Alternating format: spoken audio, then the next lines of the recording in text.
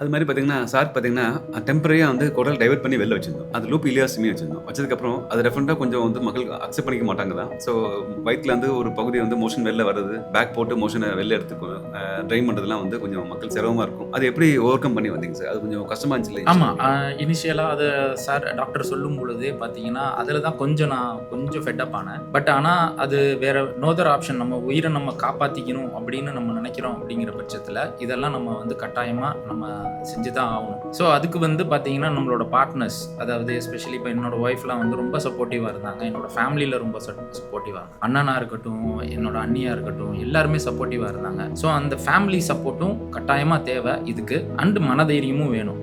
But அது அது ஒரு ஒரு ஸ்ட்ரகிளா இருந்தாலும் அத ஓவர் கம் பண்ணலாம் அப்படிங்கிறது தான் நான் கத்துக்கிட்டது. இப்போ நான் கத்துக்கிட்டதுலேருந்து நெறைய பேத்துக்கு நான் இதையும் சொல்லிக்கிட்டு தான் இருக்கிறேன். வெர்பலா சொல்லிக்கிட்டு இருக்கிறேன். பட் இது ஒரு நல்ல சான்ஸ் டாக்டர் குடுக்குறது. ஸோ நெறைய பேத்துட்ட இது ரீச் ஆகும்னு நெனைக்கிறேன். கட்டாயமா ஆனா இது வைக்கிறாங்க அப்படின்னு நீங்க அப்படி யோசிக்க வேணாம். பட் அந்த ரிவர்சலும் சார் பண்ணி குடுத்துருவாரு. அதனால எந்த ப்ராப்ளமும் இருக்காது.